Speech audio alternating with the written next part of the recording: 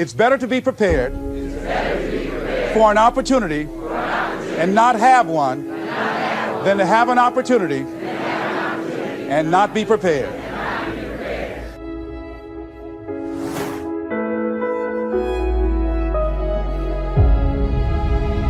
You see, when you're not pursuing your goal, you are literally committing spiritual suicide.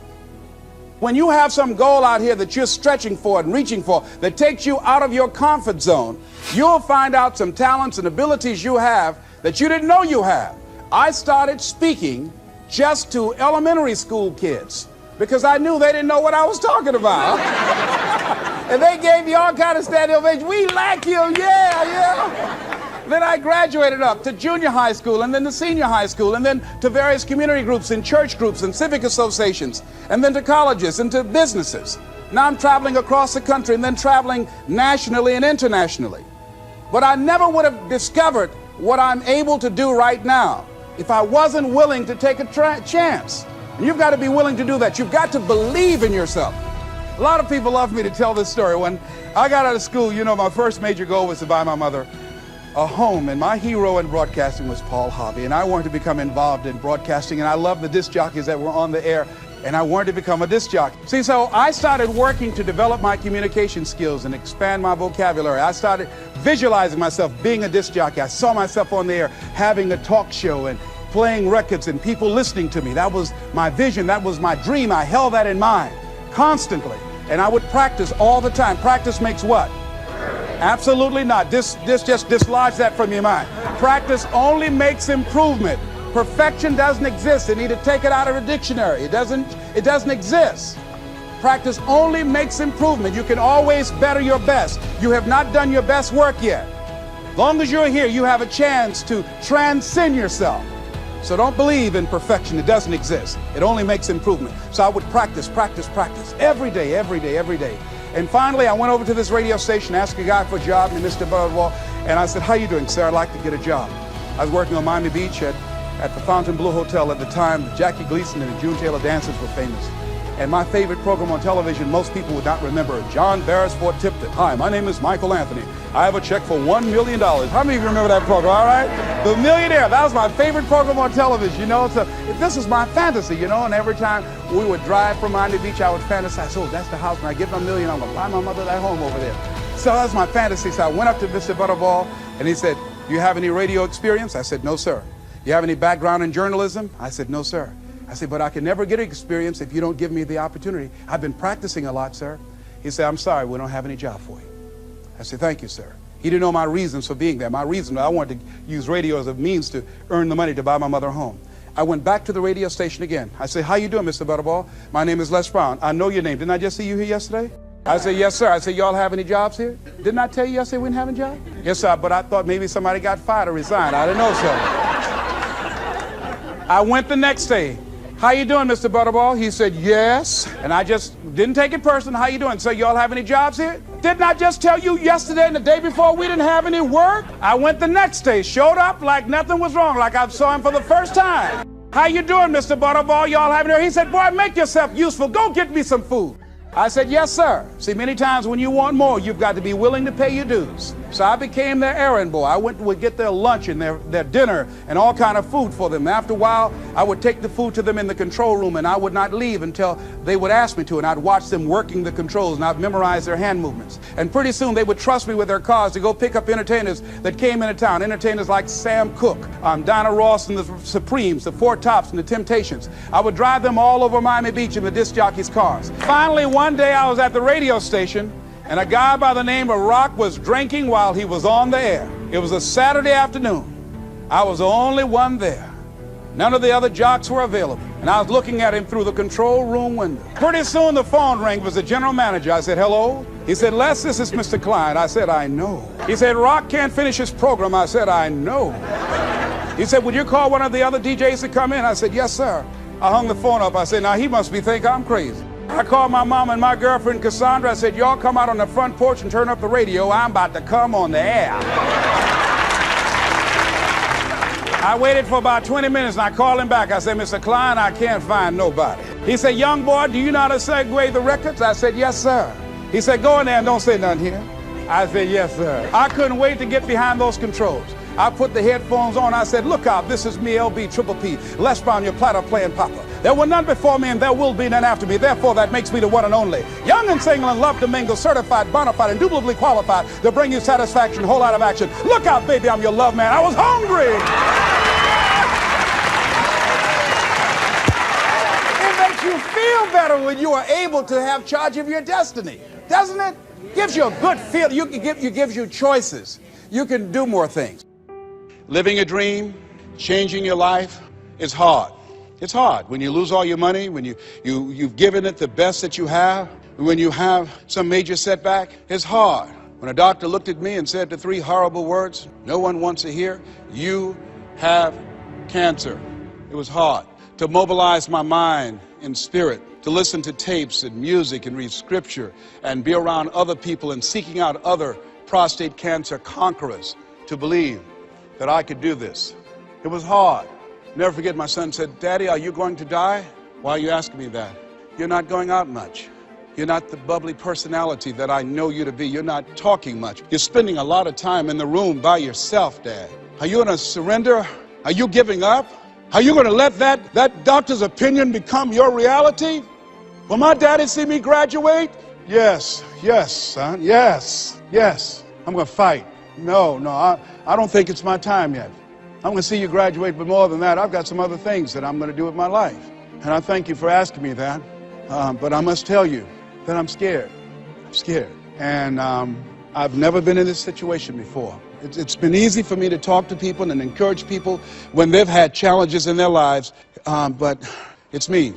And I don't feel less than a man in admitting this to you. Yes, I'm scared. And I need some help. See, life is hard, and there are some moments in life when you're going to need some help. You're going to need somebody to speak to you. You're going to need somebody to say something to you. I have a friend of mine, Willie Jolly, who's a motivational speaker. He said, a setback is a setup for a comeback. I had to listen to Willie's tapes. I have another friend, Kevin Brace, who's a speaker. He said, Les, come on, man, you can do this. You can make this happen. You can hit a home run. It's a done deal. You are Les Brown. That cancer's got to get out of your body. I said, talk to me, Kevin, talk to me. That's what I need to hear. I needed to hear those words. I don't care who you are. Many people won't allow themselves to ask for help because of pride. Pride cometh before a fall. Because of ego. Ego means edging God out. No, ask for help.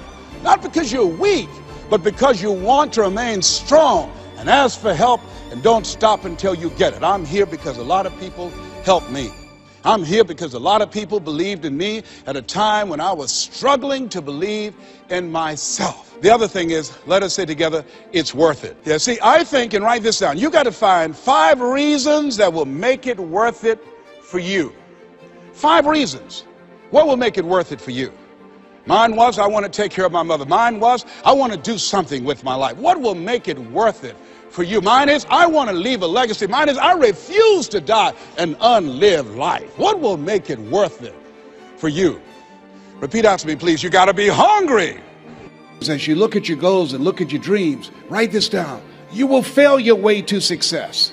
See, 85% of people allow their fear of failure to outweigh their desire to succeed. You're going to make some mistakes, and it's okay. Anything that's worth doing is worth doing badly.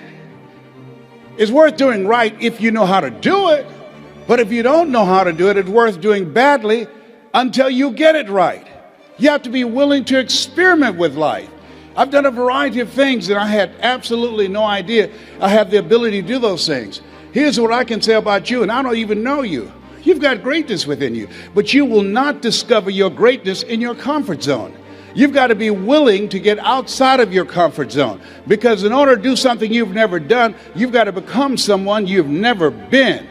And most people, they go to their graves with their greatness still in them. Maybe that's why one woman said in a moment of anguish, what if you live your whole life only to discover that it was wrong? Here's something else as you think about your goals and dreams. What's your why? Why do you want to do it? What drives you? When I was involved in broadcasting, I used to have the first hour of my show as a disc jockey in Columbus, Ohio. I used to give an inspirational program. And there was a lady that used to call me by the name of Audrey Pelmore. Audrey worked at University Hospital. Audrey was an enthusiastic personality that everybody liked her. I mean, she had a radiant smile, and she was just one of those people. You ever meet one of those people that everybody just liked them? She was one of those kind of folks. Audrey became stricken with muscular sclerosis at a very young age. And after a while, she became confined to a wheelchair. She had children. And because of her physical deterioration, she could no longer take care of her children, and she had to be confined to a nursing home, Alum Creek Nursing Home on Nelson Avenue in Columbus, Ohio. Audrey used to have the nurses at the hospital call the radio station and put the phone to her ear, and she would ask for a certain request, and I would ask her to say a few words to the listening audience. One day, while I was doing my program, I got a call from one of my regular callers, a young lady by the name of Shirley. Shirley, on this particular day, there was a sound in her voice, and I detected that something was wrong. And she said to me, "It's nice talking to you, Les. I'll be seeing you." And I said, wait, hold a minute, Shirley. There's something wrong. She says, "There's nothing wrong." I said, "There is, Shirley. I know you. Come on, Shirley, what's wrong?" Well, Shirley had been diagnosed as having cancer of the breast, and they told her that she had a 60-40 chance of not surviving. During the time that she had had her medical examination, her husband had become distant. Through the pressure of losing her husband and the illness, she just felt, hey, I'm not the kind of person that can handle suffering, and I'd rather just end it quickly. She was at a critical point in her life, and this is the option that she decided to take. I did everything I could to discourage her, to give her a reason to want to go on living. I was trying to find something that she can hold on to that would give her a sense of hope, some thread. And I used scripture and everything. And one of my fallback positions, Lord, grant me the serenity to accept the things that I cannot change, the courage to change the things that I can, and the wisdom to know the difference. And she didn't budge. That did not work. And I was out of my arsenal of what can I do to hold on to her, to get her to change her mind, to create a shift in her thinking. And the thought came to me. I said, "Shirley, could you wait until tomorrow?" She waited for a long time before she answered. She said, "Why tomorrow?" I said, "Because if you wait until tomorrow, I'd like to take you by to see Audrey Pelmore. You remember Audrey that I talk about all the time on the air?" She said, "Yes, I like her. I would like to meet her." And she met me at the Alum Creek Nursing Home, and when we got there, we were both very silent because I'd made a pact with her that if this was not enough to discourage her from taking her life, then I would honor our agreement and I would just release her. And I was going to talk to somebody else to try and get her. I didn't tell her that. As we walked down the hall, I did not know exactly what to expect. I had not seen Audrey for some time. When we walked in the room, there Audrey was, all twisted and physically deformed. She had no voluntary use of her arms. She couldn't even fan a fly out of her face. She couldn't get up and move around. And we had to get close to her because her vision was blurred and she can't speak very loudly. And her hearing was somewhat impaired. And as we drew closer to her, I said, "Audrey, this is Les. And I have a friend with me named Shirley. How you doing, Audrey?" And with what strength she had, she said, "Better than good and better than most." And Shirley, I know as the tears began to form in her eyes, I know she had to be thinking that here this woman is. She's been on her back, a prisoner in her body for 17 years. She can't turn herself. She can't get up and go to the restroom. She said to me, "Les, I'd love to be able to get up and walk out of here with you. I'd love to be able to take care of my children, to be a mother to them, to see them graduate from high school." She said, "Les, I can't do that. And I'm doing better than good and better than most." Shirley had to be saying within herself, "What right do I have to feel sorry for myself? What right do I have to cry out, why me?" And she decided and left there with a commitment that she wanted to live with whatever time that she had left, that she had no right to cut the time off. She had no right to do that.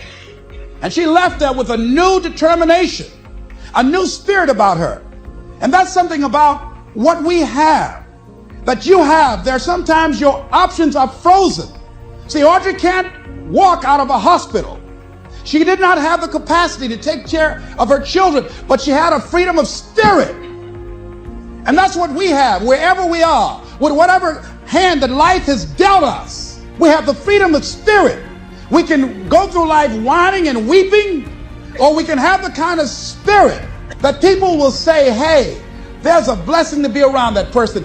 The staff at the hospital used to go in her room to be encouraged and inspired by her, because she didn't feel sorry for herself, and she didn't go through life blaming everybody. See, a lot of people like to try and cheat. I was with a friend of mine, and we went into a service station to get some gas. They gave me back too much change. I discovered it down the road, and I was turning around going back. Guy said, "You're a fool.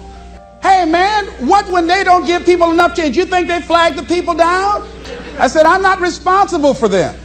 I'm responsible for me." I went back and I told the guy, "Excuse me, sir, you gave me a $20 bill too much." I gave it to the guy just took it and walked away, didn't say thank you. The guy in the car laughed, said, "I told you, you fool." I said, I'm not responsible for his attitude. I don't care, knowing that he would not say thank you, I would still give it back to him. Because my image of myself says, hey, you don't take something that doesn't belong to you. That's the way my mother raised me. Don't try and cheat. Say, well, you know, this little bit won't count. Everything counts. A friend of mine was on welfare after going through a bad experience. Someone, I think she and her husband became ill. They couldn't work for a while, and they went on welfare. After they both became physically well, he said, look here, we don't ever have to go back to work. We're making more money on welfare than we made when we were working, with all the Medicaid benefits and all of the food stamps and everything. She said, no. She said, we are not going to accept the checks anymore. He said, I'm not going to work. Now, you can go to work if you want to. She went down to the welfare department and said, don't send any more checks to my house. Lady said, excuse me? She said, now, I've been working here 25 years. No one has ever come in here and said, don't send any more checks here. Are you sure you're all right? Yes, I am. And she went home and told her husband, don't look for any more checks because I told them to cut the check off. Now we've got to find something to do. And they started a paper route and got over 1,500 customers and were making money hand over fist in a spirit of dignity and achievement, not ripping anybody off. That was the critical choice. She could have very easily said, well, everybody else is doing it, why don't I do it?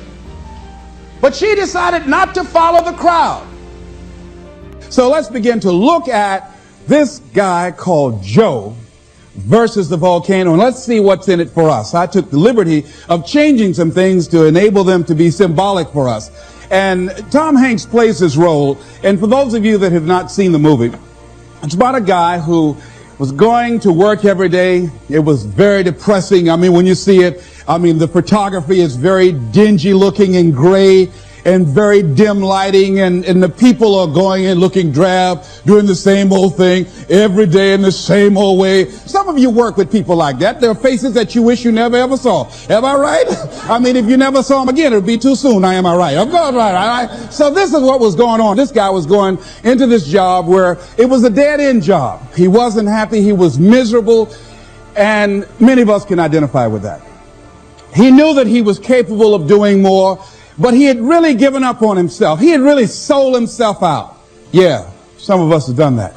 He made a trade-off. For whatever reason, he decided to do this. That's why we can identify with him. And the volcano is symbolic of the challenges that we invariably face in life, of the problems that many of us run away from handling. And he had to handle this. And how did he come in contact with this volcano? Well, what happened was he was going to this doctor constantly. He's a hypochondriac because he wasn't living his purpose. His dream had not found his life work. He would create illnesses for himself. And so what happened in the process, this doctor decided, he set him up really. See, when you're not living your goal, you go through life living like a victim. If people can set you up for anything. They can run any kind of game on you and you go for it. I had a saying when I was in radio, stand up for what you believe in because you can fall for anything. Well, Joe didn't believe in very much, including himself and his dreams, see? So he was very vulnerable. And so Joe was set up by this doctor. This doctor told him that he had a rare disease and he had 6 months to live. This disease was called a brain cloud. He believed it. But you know something? It changed his life. It changed his life. And so he was told, look here, you don't have long to live anyhow. The guy said, why don't you do this? I'm going to give you all my credit cards, and this way you can live like a king, and there's something I want you to do. There was a catch. There's a volcano on an island that's about to erupt. And unless somebody jumps in that volcano, sacrifice their life, these people on this island will perish. Well, your life isn't worth much if you don't have that long anyhow. So why don't you take my credit cards, all my American Express, MasterCharge, take all of them, go live like a king and die like a man. And Joe said, okay. What did he have to lose? He was going to die anyhow. And his life didn't have any meaning and value to him as it was. So this was no big sacrifice on Joe's behalf. Now that says something about us, people, human beings, that when you have not structured your life so that it can have some meaning and value for you, that you'll be willing to throw your life away into anything. See, the volcano could be alcohol. It could be drugs. It could be a job that does not meet who you are. That you go through life, you're doing it so long, you're operating in this and you're acting out that role of mediocrity for so long, you think it's you. It could be a relationship that's no longer giving you what you want and creating dis-ease in your body. It could be any kind of circumstance, like in his work environment. It was toxic. It wasn't good for him. But he didn't have the guts to do anything about it, to act on it.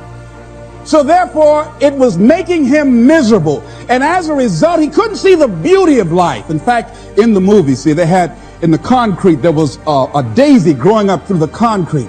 But people were so caught up in the depression and the gloominess of life, they couldn't even see the daisy when somebody just stepped on it one day. They couldn't see the beauty in life. See, that's what can happen to you in life, that you can get so caught up in the misery of it and the pain and the sickness and the depression and playing a victim and blaming everybody and everything rather than taking responsibility. It will blind you from seeing the stuff out there that's really beautiful. The builder. There was a man who was an efficient builder.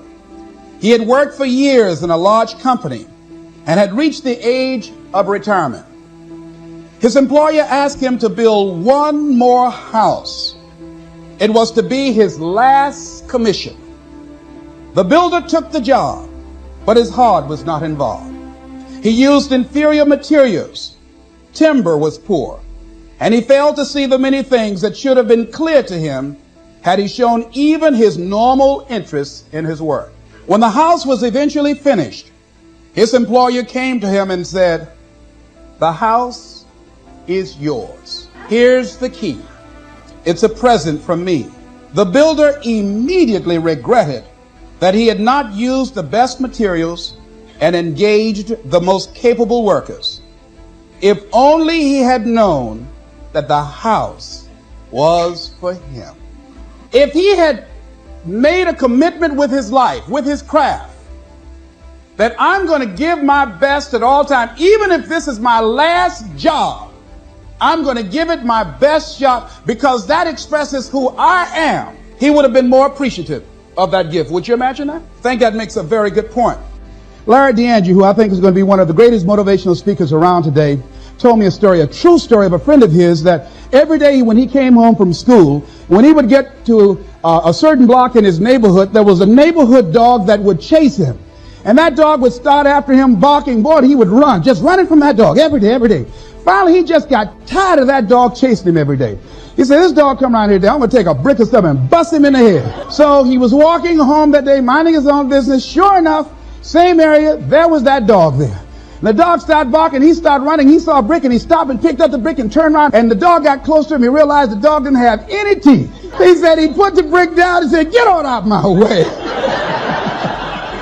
And ladies and gentlemen, all our lives, many of us go through life running from things that ain't got no teeth to do us any harm. Haven't you been afraid to do something and then after you did it, you say, "Whoa, if I'd known it was this easy, I would have done it before"? Haven't you ever had that experience? Raise your hand.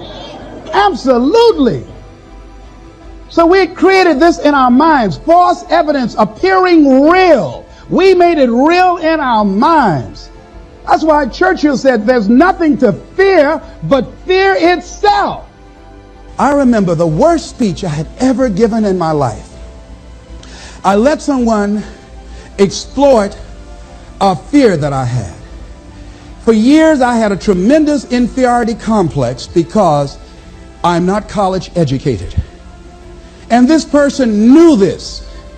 And she said, let me write this speech for you.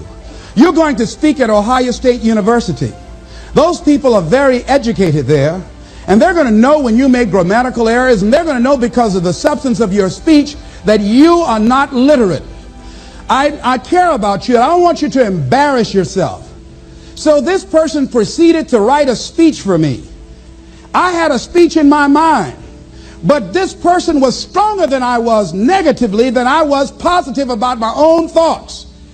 And I gave my power away. With my permission, I allowed this person to guide me to do something that I really didn't want to do. But I didn't feel enough inner strength and conviction about my skills as a speaker and the message that I had to bring to stick by my guns. And I got up there at the Ohio Union and I read this straight speech and did not move and did not take my eyes off the page because I'm not accustomed to reading. And after I finished, some people gave me a standing ovation because I read it extremely well, and I was very tense and I was very nervous. But Boo was with me, and we've been together since second grade. And I didn't want to go on the side of the room where he was. I saw the look in his eyes. And another friend of mine by the name of Mike Williams, and I knew what they were going to say. And they had the look on their face like, what happened to you? And so I didn't go over there. I went over here where I could get some compliments. And these people were saying, you were very good. Oh, thank you very much. I wanted to be fortified before I got this whooping. So finally we were going to the car, and we got in the car, and Boo was trying to be as tactful as he could. And then he just said, that was the worst speech you have ever given. I said, oh, Boo, I know. Why did you read the speech? What happened to your spontaneity? You've always been an extemporaneous speaker. Les, why did you do that when she told me that they wouldn't accept what I said? Les, let them take you as you are. I gave my power away. Ladies and gentlemen, don't give your power away. You don't need anybody to approve your dream. It was given to you. If they can't see it, it's because it wasn't given to them. It was given to you. Hold it, nourish it, cultivate it, work on it. It's yours. It's your baby. Work on it until it comes into fruition. I gave away my power, and I said, I'm not going to do that no more. If you've ever given away your power, repeat after me, please. I'm not going to do that no more. I remember once when I lost my job, when I was fired out of broadcasting, September 18th. I'll never forget, 1978. I was behind in my house notes, and my house was up for foreclosure. I did everything I could. I had borrowed as much money as I could borrow. I had talked to family members and friends. I did everything I could, and I couldn't get enough money, being unemployed for several months, applying for job after job after job, and couldn't get a job. I couldn't get enough money to save the house. But I never felt, and this is very important, the feeling that I had, I never felt that I was going to lose that house. I wanted that house. And so what I did was very uncanny. I released it. I did the best that I could, and at that time, with the limited money that I did have, I decided to take a trip with my family to Miami to go down and spend time in the sun with my children and my wife. We caught a Greyhound bus from Columbus, Ohio, and we went to Florida. By the time I arrived on the day that the bank was to foreclose at 12 noon on the house, I got a call from one of my former assistants who went by the house and called me and said, Les, it's an emergency. Call Columbus right away. I did. And Carolyn Sloan said, Les, you won't believe this. You have a check from the Internal Revenue Service on your income tax. And it was enough to pay the house notes, and I had money over. I never received a refund prior to that time or since that time. And I did not lose the house. So there are things that we don't know or understand, but we do know that if we do certain things, that things begin to happen that's in our favor, that shows that the universe is on our side. Everything that we're seeking, I believe that if we begin to align our thoughts with action and be relentless, don't try 2 or 3 things or 15 or 20 things, but 100 things, 500 things if necessary, 10,000 things as Edison did if necessary, until we find a way out. Many of us, we eliminate many possibilities for ourselves because we really don't do all we can do. I think A.L. Williams was right when he said, all we can do is all we can do, and all we can do is enough. And I think, honestly speaking, even judging from myself, and I think that my commitment is stronger than most people. But if I had to literally measure my commitment in terms of what I put forth in my dream, I would say that I might have given about 18 to 20% of what I'm really capable of. As high in consciousness as I believe that I am, comparatively speaking, where I used to be, I'm still nowhere near reaching 50% of the commitment that I can make to accelerate the growth and the development of my dream and the manifestation of the things that I know within myself that I'm capable of producing. So our biggest challenge is beginning to look at within ourselves to remove those energy blocks, because if we're not producing the income that we want, let us not look outside of ourselves, but look within ourselves to find out, how am I blocking me? Am I really giving it all that I have? Am I really being as creative as I can be? Am I really unstoppable? Am I as relentless as I can be? Am I exhausting every means possible? Am I turning up every rock to find what it is that I'm looking for? How is it that one man or woman can do it and do 1,000,000 times more than these other people and the other ones don't? It has to be consciousness. It has to be, and when we talk about consciousness, we're talking about a collection of our thoughts, our feelings, and our emotions and experiences used as an active force to produce in our lives that which we want to produce. Because everything that exists in life, the microphones that we're speaking in, the shoes that we have on our feet, the chairs that we're sitting in, the clothes that we're wearing, the homes that we live in, the cars that we drive, all of that came out of our consciousness. That all came out of the invisible into the visible. And man was the vehicle, the outlet to produce that. Wherever we are stopped in our dream, we stop at a place called willingness. Anybody that's has fallen short of their goals, they ran into something that they were not willing to handle. Because in order to reach your dream, in order to make things happen, there must be a willingness to do what is required. If the need is to raise $2,000, and let's say you have a set of tapes for $40, are you willing to make 200 calls a day? Are you willing to stand on a corner and talk to people and say, listen, I've got a set of tapes here that can change your life? Are you willing to make the commitment that you will not go to sleep until you sell at least 10 tapes a day? Are you willing to say, if it takes me 12 hours walking and talking to people all day long until I find 10 people that will say yes? If I have to talk to 200 people or 300 people, that in order to provide food for my family, to provide shelter, to not to have creditors hounding me, am I willing to talk to 300 people a day? Am I willing to stand in an airport and sell tapes? Am I willing to go out and make calls again and again and again? Am I willing to knock on doors? Am I willing to do that?